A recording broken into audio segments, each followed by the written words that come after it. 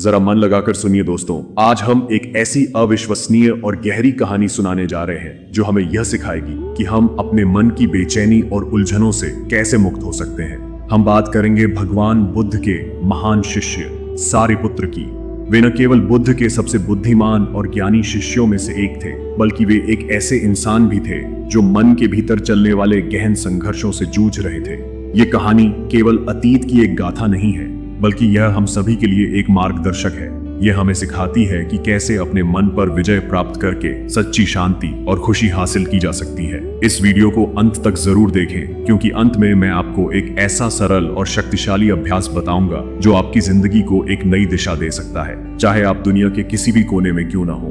बहुत समय पहले की बात है, प्राचीन मगध साम्राज्य में एक युवा भिक्षु रहते थे जिनका नाम सारिपुत्र था। वे बुद्ध के सबसे योग्य शिष्यों में जाने जाते थे। उनकी बुद्धि, ज्ञान और शास्त्रों की गहरी समझ की हर कोई प्रशंसा करता था, लेकिन इस बाहरी ज्ञान और सम्मान के बावजूद सारिपुत्र के भीतर एक गहरा खालीपन और अशांति थी। वे अक्सर एकांत में बैठकर स्वयं से सवाल करते थे, क्या इस जीवन में सचमुच स्थायी शांति और आनंद प्राप्त करना संभव है?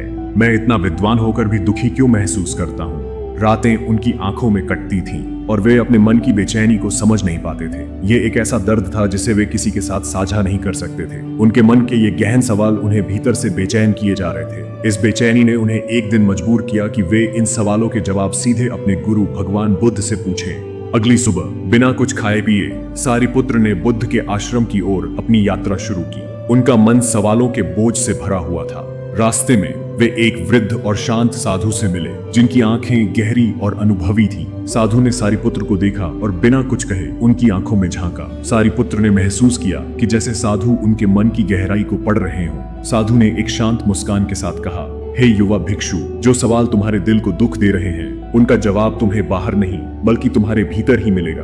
पर उस सत्य को जानने के लिए तुम्हें अपने मन की सबसे गहरी और सबसे अंधेरी जगह तक जाना होगा। इन शब्दों ने सारिपुत्र को भीतर से हिला दिया। यह एक संकेत था कि उनका रास्ता सही था। उन्होंने दृढ़ संकल्प किया कि वे अपनी आत्मा और मन की गहराई में जाकर अपने सवालों के जवाब खोजेंगे। आखिरकार सारिपुत्र बुद्ध के आश्रम पहुंचे। उन्होंने अपने गुरु के चरणों में श्रद्धापूर्वक प्रणाम किया। बुद्ध ने उनकी बेचैनी को तुरंत भांप लिया। उन्होंने शांत और सौम्य स्वर में पूछा, सारिपुत्र, तुम्हारे मन में अब कौन सा प्रश्न है जो तुम्हें बेचैन कर रहा है? सारिपुत्र ने एक गहरी सांस ली और अपनी पीड़ा को शब्दों में व्यक्त किया।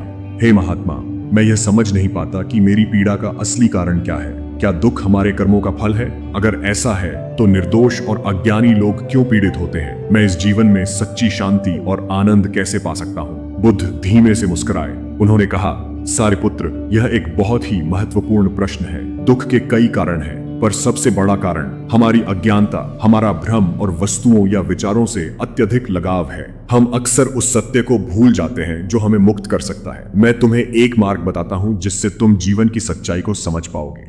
बुद्ध ने सारिपुत्र को एक सरल लेकिन शक्तिशाली अभ्यास करने का निर्देश दिया। उन्होंने कहा, कल्पना करो कि तुम्हें पता चले कि इस संसार में तुम्हारे पास केवल 10 मिनट ही शेष हैं। क्या तब भी तुम उन छोटी छोटी बातों की चिंता करोगे जो तुम्हें अभी परेशान कर रही हैं? क्या तब भी तुम उन बातों के लिए दुखी होगे जो पहले हो चुकी हैं?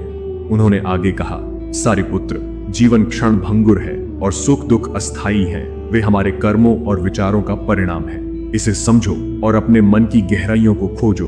बुद्ध ने सारिपुत्र से कहा कि वे अगले 2 दिन तक अकेले रहें और एक कागज पर अपने जीवन की सभी खुशियां और दुख लिखें। इस अभ्यास का उद्देश्य यह था कि वे अपने मन को विचलित करने वाले कारणों को पहचान सकें और समझ सकें कि उनकी पीड़ा कहां से उत्पन्न हो रही है। सारिपुत्र ने बुद्ध की आज्ञा स्वीकार की और अपनी यात्रा पर निकल पड़े। वे जानते थे कि यह उनकी आंतरिक शांति की ओर पहला सबसे बड़ा कदम था।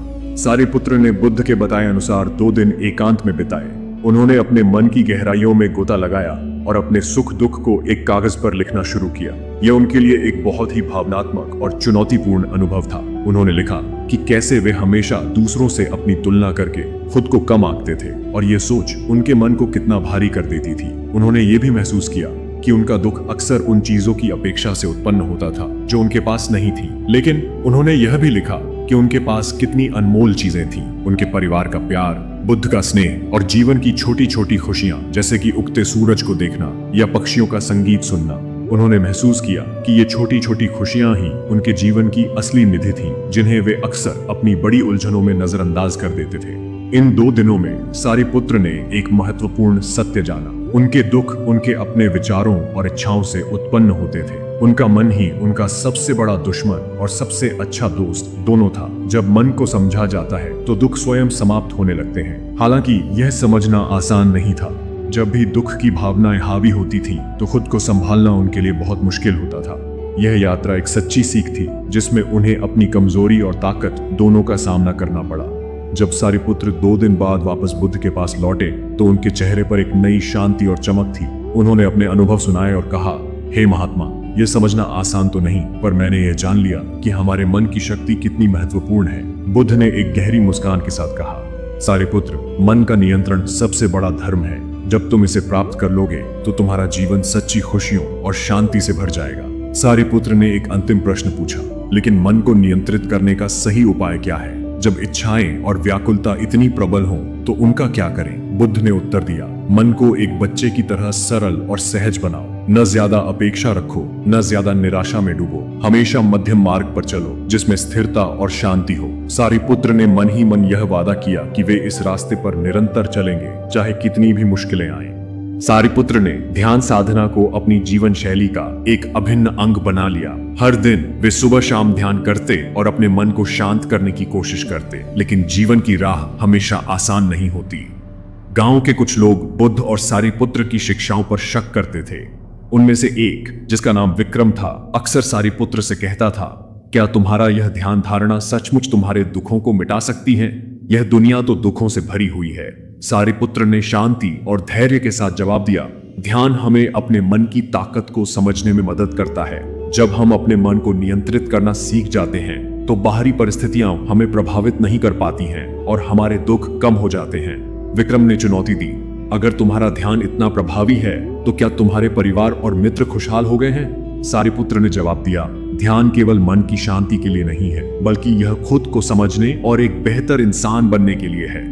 यह चुनौती सारिपुत्र को और भी दृढ़ करने वाली थी। उन्होंने जाना कि बाहरी आलोचना हो सकती है, लेकिन भीतर की शांति और आत्मविश्वास ही सबसे मजबूत हथियार है। धीरे धीरे सारिपुत्र ने अपने मन को इतना नियंत्रित किया कि चाहे स्थिति कितनी भी मुश्किल क्यों न हो, वे हमेशा स्थिर और शांत रहते। उनकी आंखों में एक नई चमक थी, जो संघर्षों के बीच भी उनकी स्थिरता का प्रतीक थी।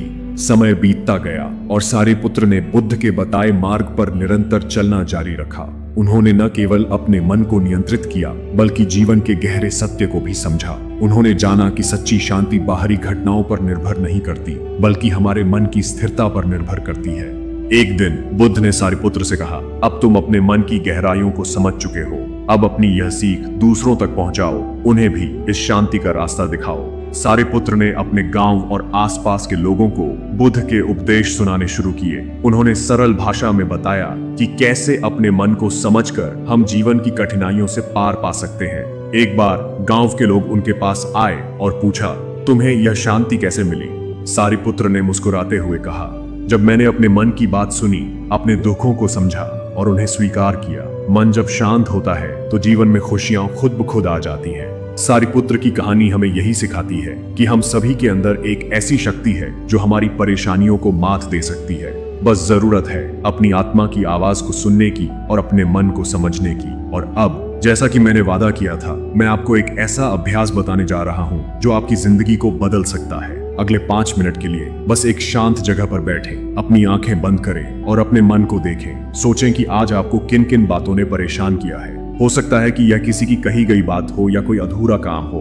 अब उन सभी बातों को एक कागज पर लिखें। इसके बाद उन चीजों को भी लिखें जिनके लिए आप आभारी हैं, जैसे आपका स्वास्थ्य, आपके परिवार का प्यार, या यहाँ तक कि यह मौका जो आपको यह वीडियो देखने को मिला। यह अभ्यास आपको यह समझने में मदद करेगा कि आपके मन की अशांति कहाँ से आ रही है, और आपको यह भी याद दिलाएगा कि आपके जीवन में कितनी अच्छी चीजें हैं। जब आप ऐसा करेंगे तो आपको महसूस होगा कि आपका मन शांत हो रहा है और आपका दृष्टिकोण बदल रहा है। धन्यवाद दोस्तों, इस प्रेरणादायक कहानी को सुनने के लिए।